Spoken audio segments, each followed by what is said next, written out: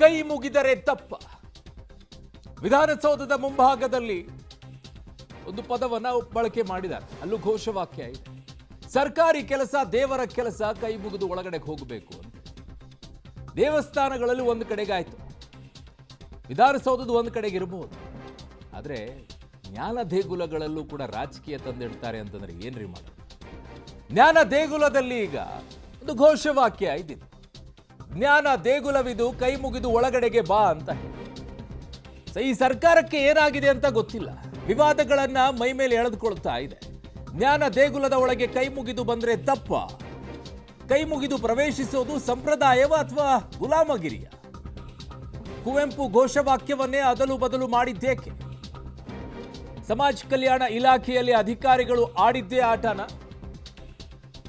ಅಲ್ಲಿ ಮಂತ್ರಿಗಳಿಗೂ ಕೂಡ ಗೊತ್ತಿಲ್ಲ, ಆ ಮಟ್ಟದಲ್ಲಿ ಅಧಿಕಾರಿಗಳೇ ಪವರ್ಫುಲ್, ಅಲ್ಲಿ ಮೋಸ್ಟ್ ಪವರ್ಫುಲ್. ಒಂದಲ್ಲ ಎರಡಲ್ಲ, ಪದೇ ಪದೇ ಈ ರೀತಿಯಾಗಿ ಆದೇಶವನ್ನ ಹೊರಡಿಸೋದು, ಮುಜುಗರಕ್ಕೆ ಒಳಪಡಿಸೋದು, ಆಮೇಲೆ ಇಲ್ಲ ಅಂತೇಳಿ ವಾಪಸ್ ಪಡ್ಕೊಳ್ಳೋದು. ಏನನ್ಸುತ್ತೆ? ಅಸಹ್ಯ ಅನ್ಸಲ್ವಾ ಈ ರೀತಿಯಾಗಿ ಆಗಬೇಕಾದ್ರೆ?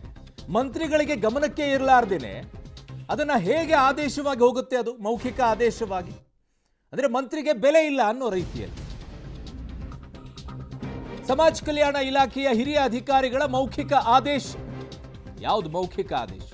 ಯಾವುದೋ ಗ್ರೂಪಲ್ಲಿ ಹಾಕಿಬಿಟ್ಟು ಮೌಖಿಕ ಆದೇಶನ, ಅದನ್ನ ಪಾಲನೆ ಮಾಡಿದ್ರಲ್ಲ. ನಾನು ಪ್ರಾಂಶುಪಾಲರಿಗೆ ಹೇಳಬೇಕು ಮೊದಲನೇದಾಗಿ, ಜ್ಞಾನ ದೇಗುಲವಿದು, ಕೈ ಮುಗಿದು ಒಳಗೆ ಬಾ. ರಾಷ್ಟ್ರಕವಿ ಕುವೆಂಪು ಅವರ ವಿರಚಿತ ಅರ್ಥಪೂರ್ಣ ಸಾಲುಗಳಿವೆ. ಸರ್ಕಾರಿ ಶಾಲೆ, ವಸತಿ ಶಾಲೆಗಳ ಪ್ರವೇಶ ದ್ವಾರದಲ್ಲಿ ಇದು ಸಾಮಾನ್ಯವಾಗಿ ನಿಮಗೆ ಕಾಣಿಸುತ್ತೆ. ಆ ಪದಗಳನ್ನ ನೋಡಿದಾಗ ಒಂದು ಗೌರವ ಉಂಟಾಗತ್ತೆ ರೀ, ಮನಸ್ಸಿನಲ್ಲಿ ಒಂದು ಪ್ರಫುಲ್ಲತೆ ಉಂಟಾಗತ್ತೆ. ಅದ್ರ ಮೇಲೂ ನಿಮಗೆ ದ್ವೇಷ ಏನು ಅಂತ ಹೇಳಿ ಕುವೆಂಪು ಅವರು ಎಷ್ಟು ಚೆನ್ನಾಗಿ ಹೇಳಿದ್ದಾರೆ.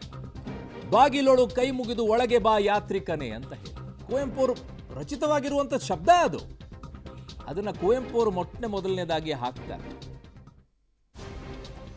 ಅದ್ರ ಮೇಲೂ ನಿಮ್ಗೆ ಅಷ್ಟೊಂದು ಕೋಪ ಏನು ಅಂತ ಹೇಳಿ? ಅಲ್ಲೇನಾದ್ರೂ ಬೇರೆ ರೀತಿಯಾದಂಥ ಯೋಚನೆ ಏನಾದರೂ ಇದೆಯಾ? ಅಥವಾ ಯಾರಾದರೂ ನಿಮಗೆ ಕುಮ್ಮಕ್ಕ ಕೊಟ್ರ? ಗೊತ್ತಿಲ್ಲ. ಕೈ ಮುಗಿಯೋದು ಅಂತಂದ್ರೆ ಬರೋದು ಹಿಂದೂ ಧರ್ಮದಲ್ಲೇನೆ, ಬೇರೆ ಧರ್ಮಗಳಲ್ಲಿ ಕೈ ಮುಗಿಯೋದೆಲ್ಲ ಬರೋದಿಲ್ಲ.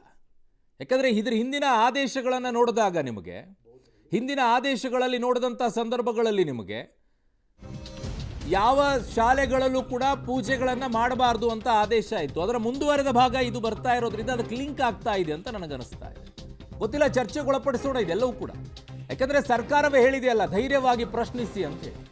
ಧೈರ್ಯವಾಗಿಯೇ ಪ್ರಶ್ನಿಸೋಣ, ಉತ್ತರ ಕೊಡಲಿ ಸರ್ಕಾರ. 800ಕ್ಕೂ ಹೆಚ್ಚು ವಸತಿ ಶಾಲೆಗಳಿಗೆ ಮೌಖಿಕ ಆದೇಶವನ್ನ ಕೊಟ್ಟಿದ್ದಾರೆ.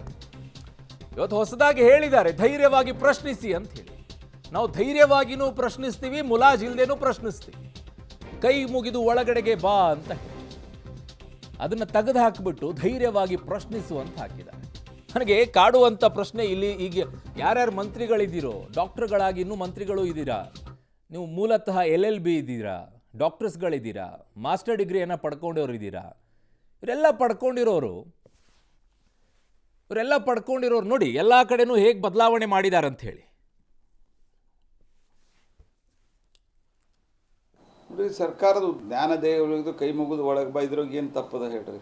ಸರ್ಕಾರ ಎಷ್ಟು ಒಂದು ಮುಟ್ಟಾಳತನದಿಂದ ವರ್ತಿಸ್ತಾ ಇದೆ, ಹೈಟ್ ಆಫ್ ಅಪೀಸ್ಮೆಂಟ್ ತಲುಪಿದ್ದಾರೆ, ತುಷ್ಟೀಕರಣದ್ದು ಅಂತ ಅನ್ನೋದು ಈ ಘಟನೆಯಿಂದ ಸ್ಪಷ್ಟ ಆಗ್ತದೆ. ಕುವೆಂಪು ಅವ್ರಿಗೂ ಅಪಮಾನ ಇದೆ. ಅಂದರೆ ಕುವೆಂಪು ನಿಮ್ಮ ಪ್ರಕಾರ ಜಾತ್ಯತೀತ ಆಗಿರಲಿಲ್ವಾ?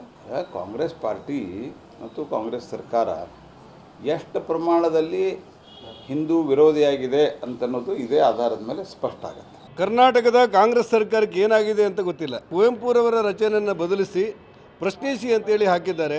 ಬಹುತೇಕ ಅವರಿಗೆ ಕೈ ಮುಗಿದು ಅನ್ನುವಂಥ ಒಂದು ಇದೆಯಲ್ಲ ಶಬ್ದ, ಕೈ ಮುಗಿದು ಅನ್ನುವಂಥ ಶಬ್ದ, ಅದೆಲ್ಲೋ ಹಿಂದೂಗಳೇ ಕೈ ಮುಗಿತಾರೆ ಅನ್ನುವ ಕಾರಣಕ್ಕೆ ಹೀಗಾಗಿರ್ಬೋದು ಏನೋ ಅನ್ನುವಂಥ ಆತಂಕವನ್ನು ಅಲ್ಲಲ್ಲಿ ವ್ಯಕ್ತಪಡಿಸ್ತಿರೋದನ್ನು ನಾನು ಕಂಡೆ. ದುರಾದೃಷ್ಟಕ್ಕೆ ಸರ್ಕಾರ ಎಷ್ಟೊಂದು ಮಾನಸಿಕವಾಗಿ ವಿರೋಧಾಭಾಸಗಳನ್ನು ಹೊಂದಿದೆ ಅಂತ ಹೇಳಿದರೆ, ಕುವೆಂಪು ರಚನೆ ಆದರೂ ಬದಲಾಯಿಸ್ತೇವೆ, ಒಟ್ಟಾರೆ ಕೈ ಮುಗಿದು ಅನ್ನುವಂಥ ಶಬ್ದ ತೆಗಿಬೇಕು ಅನ್ನುವಂಥ ಒಂದು ರೀತಿ ವಿಕೃತಕಾರಿ ಮನಸ್ಸನ್ನು ಅತ್ಯಂತ ಪ್ರಬಲವಾಗಿ ಖಂಡಿಸ್ತೇವೆ. ಜ್ಞಾನ ದೇಗುಲವಿದು, ಜ್ಞಾನ ಪಡ್ಕೊಳ್ಳೋದಕ್ಕಿದೆ, ಪ್ರಶ್ನೆ ಮಾಡೋದೇನು ತಪ್ಪಲ್ಲ. ಆದರೆ ಒಂದು ಸಂಘರ್ಷವನ್ನು ಮಕ್ಕಳ ಮನಸ್ಸಿನಲ್ಲಿಯೇ ಮೂಡಿಸುವಂಥ ಕೆಲಸ ಸರ್ಕಾರ ಮಾಡಬಾರ್ದು. ಇವತ್ತು ಸರ್ಕಾರ ಹೆಂಗೆ ನಡೆದಿದೆ ಅಂತಂದು ಅದು ತೋರಿಸ್ತದೆ. ಸಮಾಜದಲ್ಲಿ ಮಕ್ಕಳಿಂದ ಹಿಡಿದು ಎಲ್ಲ ಕಡೆ ಸಂಘರ್ಷವನ್ನು ಉಂಟು ಮಾಡಿ, ಕ್ಷೋಭೆಯನ್ನು ಉಂಟು ಮಾಡಿ ತಮ್ಮ ರಾಜಕೀಯ ರೊಟ್ಟೆಯನ್ನು ಸುಟ್ಕೊಳ್ಳೋ ಪ್ರಯತ್ನವನ್ನು ಮಾಡ್ತಾ ಇದ್ದಾರೆ. ರಾಷ್ಟ್ರಕವಿ ಕುವೆಂಪು ಅವರ ಕವಿತೆಯ ಸಾಲುಗಳೇನಿದೆ ಅದನ್ನು ಮೌಖಿಕ ಸರ್ವ ಜನಾಂಗದ ಶಾಂತಿಯ ತೋಟ ಅಂತ ಹೇಳಿ ನಾವೇ ಅದಕ್ಕೆ ಕಾಂಗ್ರೆಸ್ ಸರ್ಕಾರನೇ ಈ ರಾಜ್ಯದ ಜನತೆಗೆ ಅವರು ನೆನಪು ಮಾಡಿಕೊಂಡು ಪ್ರತಿದಿನ ಬದುಕಿನಲ್ಲಿ ಅಳವಡಿಸ್ಕೊಳ್ಬೇಕು ಅಂತೇಳಿ ನಾವು ಹೇಳಿರೋರು. ನಮ್ಮ ಕುವೆಂಪುರವ್ರಿಗೆ ನಾವು ಎಷ್ಟು ಶಕ್ತಿ ಕೊಟ್ಟಿದ್ದೀವಿ, ಅವರ ವಿಚಾರಗಳನ್ನು ಯಾವ ರೀತಿ ಪ್ರಚಾರ ಮಾಡ್ತಾ ಇದ್ದೀವಿ ಅಂತೇಳಿ ಅವ್ರು ಮಾಡ್ಕೊಳ್ಳಿ. ಅವ್ರಿಗೇನು ಬೇರೆ ಕೆಲಸ ಇಲ್ಲ, ಬರೀ ತಪ್ಪು ಕಂಡು ಹಿಡಿಯೋಕ್ಕೆ ಪ್ರಯತ್ನ ಮಾಡ್ತಾ ಇರೋದಷ್ಟೇ. ಬದುಕಿನ ಬಗ್ಗೆ ಅವ್ರೇನು ಯೋಚನೆ ಮಾಡೋದಿಲ್ಲ. ನಾನು ಜಸ್ಟ್ ಚೆಕ್ ಇಟ್ ಅಪ್. ಕೈ ಮುಗಿಲೇಬೇಕಲ್ಲ, ಕೈ ಮುಗಿದು ತಪ್ಪೇನಿದೆ? ದೇಗುಲಕ್ಕೆ ಕೈ ಮುಗಿದು ಬರೋದೇನು ತಪ್ಪೇನಿದೆ? ಈಗ ಇವರು ಹನುಮಂತಯ್ಯನವ್ರು ಏನು ಹೇಳೋರೆ, ಸರ್ಕಾರಿ ಕೆಲಸ ದೇವ್ರ ಕೆಲಸ. Change is the only constant ಅಂತ ಏನು ಹೇಳ್ತಾರೆ, ನಮ್ಮ ಸಮಾಜದ ಏನು ಸ್ಥಿತಿಗತಿಗಳಿರ್ತದೆ ಅದಕ್ಕೆ ತಕ್ಕಂಗೆ ಬದಲಾವಣೆ ಆಗಬೇಕಾಗ್ತದೆ. ಆಮೇಲೆ ಧೈರ್ಯವಾಗಿ ಪ್ರಶ್ನಿಸಿ ಅನ್ನೋದ್ರಲ್ಲಿ ತಪ್ಪೇನಿಲ್ಲ. ಈಗ ಕುತೂಹಲ ಇರಲಿಲ್ಲ ಅಂದರೆ ಕಲಿಕೆ ಇರೋದಿಲ್ಲ, ಕಲಿಕೆ ಇರೋದಿಲ್ಲ ಅಂದರೆ ಜ್ಞಾನ ಬರೋದಿಲ್ಲ. ಯಾವ ಸಮಾಜದಲ್ಲಿ ಪ್ರಬುದ್ಧತೆ ಇರೋದಿಲ್ಲ ಅದು ಸಮೃದ್ಧ ಆಗೋಕ್ಕೂ ಸಾಧ್ಯ ಆಗೋದಿಲ್ಲ. ಬಾಬಾ ಸಾಹೇಬ್ ಅಂಬೇಡ್ಕರ್ ಅವರಿರ್ಬೋದು, ಬಸವಣ್ಣನವರಿರ್ಬೋದು, ಬುದ್ಧ ಅವರಿರ್ಬೋದು, ಎಲ್ಲರೂ ಕೂಡ ಸಮೃದ್ಧ ಸಮಾಜ ಅಷ್ಟೇ ಬಯಸಿಲ್ಲ, ಪ್ರಬುದ್ಧ ಸಮಾಜ ಕೂಡ ಬಯಸಿದ್ರು. ಸಾಹಿತಿಗಳ ಬದಲಾವಣೆ ಮಾಡೋಕ್ಕೆ ಸಾಹಿತಿಗಳಲ್ವ ಬದಲಾವಣೆ ಮಾಡೋಕ್ಕೆ ನಿಮ್ಮ ಇಲಾಖೆ ಅಲ್ವಾ ಸಚಿವರು? ಅದನ್ಯಾಕೆ ಬದಲಾವಣೆ ಮಾಡ್ತೀರಿ? Why should we change is writings? ಯಾರು ಹೇಳಿದ್ರು ಬದಲಾವಣೆ ಮಾಡ್ತೀವಿ? ಸದ ಬದಲಾವಣೆ ಯಾಕೆ ಮಾಡೋಣ? ಊಟೋಲ್ಡ್ ಅವ್ರ ಸಾಹಿತ್ಯನ ನಾವ್ಯಾಕೆ ಬದಲಾವಣೆ ಮಾಡೋಣ? ಊಟೋಲ್ಡ್ ಅದನ್ಯಾಕೆ ಮಾಡೋಣ್ರಿ? ಪ್ರಶ್ನೆ ಮಾಡೋದು ಕಾನ್ಸ್ಟಿಟ್ಯೂಷನ್ ರೈಟು. ಕೈ ಮುಗಿಯೋದು ಕುವೆಂಪು ಅವರ ಸಾಹಿತ್ಯದ ಬಹಳವಾಗಿ ನನಗೆ ಕಾಡುವಂಥದ್ದು. ಹೇಳ್ತಾ ಇದ್ರು ಮಂತ್ರಿಗಳು, ಪ್ರಬುದ್ಧತೆ ಅಂದರೆ ಇಲ್ಲಿಯವರೆಗೂ ನೀವು ಕೈ ಮುಗಿದು ಹೋದಂಥ ಶಾಲೆಗಳಲ್ಲಿ ನೀವು ಕಲ್ತಿರೋದ್ರಿಂದ ನಿಮಗೆ ಪ್ರಬುದ್ಧತೆ ಇಲ್ವಾ? ಇನ್ಮೇಲೆ ಮಾತ್ರ ಪ್ರಬುದ್ಧತೆ ಬರುತ್ತಾ? ಏನ್ರಿ, ಏನು ಮಾತಾಡ್ತೀರಾ ಮಂತ್ರಿಗಳೆಲ್ಲ ಆಗಿ? ಮಾನ್ಯ ಮಹದೇವಪ್ಪ ಅವರೇ, ನಿಮ್ಮ ಇಲಾಖೆಯಲ್ಲಿ ಏನಾಗ್ತಾ ಇದೆ? ವಸತಿ ಶಾಲೆಗಳಲ್ಲಿ ಧಾರ್ಮಿಕ ಹಬ್ಬ ಆಚರಣೆಗೆ ನಿರ್ಬಂಧ ಆದೇಶವನ್ನು ಹೊರಡಿಸಿದೆ.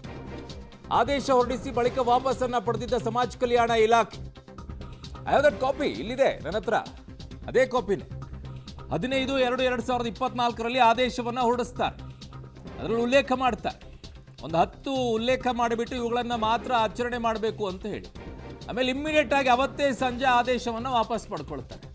ಮೋಸ್ಟ್ಲಿ ಯಾಕೋ ಆ ಅಧಿಕಾರಿಗೂ ಮತ್ತು ಆ ಇಲಾಖೆಯಲ್ಲಿದಕ್ಕೇನೋ ಲಿಂಕ್ ಇದ್ದಂಗಿಲ್ಲ, ಇರಿಟೇಟ್ ಆಗ್ತಾ ಇರಬೇಕು ಮೋಸ್ಟ್ಲಿ ಆ ಇಲಾಖೆಯಲ್ಲಿ ಅವರಿಗೆ. ಸೊ ಹಾಗಾಗಿ ಅಲ್ಲಿಂದ ಆಚೆ ಹೋಗಬೇಕು ಅನ್ನುವಂಥ ಆಸೆ ಅವರಿಗಿರಬೇಕು. ಹಾಗಾಗಿ ಈ ರೀತಿಯಾಗಿ ಮಾಡಿದ್ರಾದ್ರೂ ನನಗೆ ಬೇರೆ ಕಡೆ ಕಳಿಸ್ತಾರೇನೋ ಅನ್ನುವಂಥ ಮನಸ್ಥಿತಿಯಲ್ಲಿ ಅವರು ಇರಬೇಕು. ನೋಡಿ, ಮೊದಲೇ ಎಲ್ಲಾದರೂ ಆಗ್ಬಿಡಿ, ಇಲ್ಲಾಂದ್ರೆ ಇನ್ನೂ ಏನೇನೋ ಕಾಂಟ್ರವರ್ಸಿಗಳು ಬರುತ್ತೇನೋ ನೋಡಿ, ಯೋಚನೆ ಮಾಡಿ.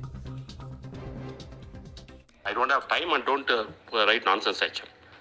ಏನು ಬರೀಬೇಕು ಅಂದರೆ ನಾನು ಒಂದು ಕಾಲೇಜಲ್ಲಿ ಸ್ಕೂಲಿಗೆ ಕೂತ್ಕೊಂಡು ಶಿಕ್ಷಕರ ಜೊತೆ ಕೂತ್ಕೊಂಡು ಚರ್ಚೆ ಮಾಡಿ ಅವರೇ ಹೇಳಿರೋದು. ನಾನು ಫೈನಲೈಸ್ ಮಾಡಿದ್ದೇನೆ. ಇನ್ನು ಮುಂದೆ ಏನು ಚೇಂಜ್ ಮಾಡಬೇಡಿ, this is the final thing actually. ನಾನು ಏನು ಪಿನ್ ಮಾಡಿದ್ದೀನಿ ಅದು ಮಾಡ್ಕೊಂಡು ಹೋಗಿ. I don't want anybody to give any more further ideas and waste my time and your time. ಅರ್ಥ ಆಯ್ತು ಅಂತ ಎಲ್ಲರಿಗೂ? I don't have time and don't write nonsense actually. ಏನು ಬರೀಬೇಕು ಅಂದರೆ ನಾನು ಒಂದು ಕಾಲೇಜಲ್ಲಿ ಸ್ಕೂಲಿಗೆ ಕೂತ್ಕೊಂಡು ಶಿಕ್ಷಕರ ಜೊತೆ ಕೂತ್ಕೊಂಡು ಚರ್ಚೆ ಮಾಡಿ ಅವರೇ ಹೇಳಿರೋದು. ನಾನು ಫೈನಲೈಸ್ ಮಾಡಿದ್ದೇನೆ. ಇನ್ನು ಮುಂದೆ ಏನು ಚೇಂಜ್ ಮಾಡಬೇಡಿ, this is the final thing actually. ನಾನು ಏನು ಪಿನ್ ಮಾಡಿದ್ದೀನಿ ಅದು ಮಾಡ್ಕೊಂಡು ಹೋಗಿ. I don't want anybody to give any more further ideas and waste my time and your time. ಅರ್ಥ ಆಯ್ತು ಅಂತ ಎಲ್ಲರಿಗೂ? ಹೌಸಲ್ಲಿ ಪ್ರಶ್ನೆ ಆಗಿದೆ, ಹೌಸಲ್ಲಿ ಉತ್ತರ ನಾವು ಹೇಳೋದು ಸರಿಯಾಗುತ್ತೆ. ಧನ್ಯವಾದ. ನಾವು ಯಾವನು ಮಾತಾಡೋದು ಬರಲ್ಲ ನನಗೂ, ಯಾಕಂದ್ರೆ ಅಸೆಂಬ್ಲಿ ದ್ವಾರ ಮಾತಾಡೋದು ಸರಿ. ನಾನು ಆಫೀಸರ್ ಆಗಿದ್ದೇನೆ, ಮಾತಾಡೋದು ಸರಿಯಾಗುತ್ತೆ. ಏನೋ ನಾವು ಮಾತಾಡಲ್ಲ, ನೀವು ಎಷ್ಟೋ ಪ್ರಶ್ನೆ ಹೇಳಿ ಮಾತಾಡೋದು. ಓಕೆ ಅಲ್ಲ ಸರ್, ಸಚಿವರಿಂದ ಅಸೆಂಬ್ಲಿಯಲ್ಲಿ ಕ್ವಶನ್ ಬಂದಿದೆ, ಅಸೆಂಬ್ಲಿ ಉತ್ತರ ಆಗ್ತದೆ. ನಾವು ಮಾತಾಡೋದು ಸರಿಯಾಗುತ್ತೆ. ಧನ್ಯವಾದ. ನೀವೇನು ಬೇಕೋ ಮಾಡಿ ಕ್ವಶನ್, ನಾನು ಉತ್ತರ ಮಾಡೋದು ಬರಲ್ಲ. ಮೋಸ್ಟ್ಲಿ ಯಾರು ಈ ಆಡಿಯೋದಲ್ಲಿ ಮಾತನಾಡಿದ್ರು ಆ ಅಧಿಕಾರಿ ಮೋಸ್ಟ್ಲಿ ಕರ್ನಾಟಕದಲ್ಲಿ ಶಿಕ್ಷಣವನ್ನು ಪಡೆದಿದ್ದಿದ್ರೆ ಈ ರೀತಿಯಾಗಿ ಮಾತನಾಡ್ತಾ ಇರಲಿಲ್ವೇನೋ. ಕಾರಣ ಯಾಕೆ ಆ ವರ್ಡನ್ನು ಯೂಸ್ ಮಾಡಿದ್ದಾರೆ? ಒಳಗಡೆಗೆ ಹೋಗಬೇಕಾದ್ರೆ ಶಿಕ್ಷಕರಿಗೆ ಹೇಗೆ ಗೌರವಯುತವಾಗಿ ನಡಿಬೇಕು? ವಿದ್ಯೆ ಅನ್ನೋದು ಸುಮ್ಮನೆ ಬರಲ್ಲ ರೀ, ವಿದ್ಯೆ ಅನ್ನೋದು ಸುಮ್ಮನೆ ಬರೋದಿಲ್ಲ. ಆ ದೇವಸ್ಥಾನದ ಒಳಗಡೆಗೆ ಹೋಗಬೇಕಾದ್ರೆ ಅದಕ್ಕೆ ಜ್ಞಾನ ದೇಗುಲ ಅಂತ ಇಟ್ಟಿದ್ದು. ಅಲ್ಲಿ ಅಹಂಕಾರದಿಂದ ಹೋಗಬಾರ್ದು, ಎಲ್ಲವನ್ನು ಆಚೆ ಇಟ್ಟು ಹೋಗಬೇಕು. ಅದಕ್ಕೆ ಹೇಳಿದ್ದು psychology related to this. Psychology, ಮನಸ್ಥಿತಿ, ಅದೇ ಮೋಸ್ಟ್ಲಿ ಅಧಿಕಾರಿಗೆ ಗೊತ್ತಿದ್ದಂಗಿಲ್ಲ.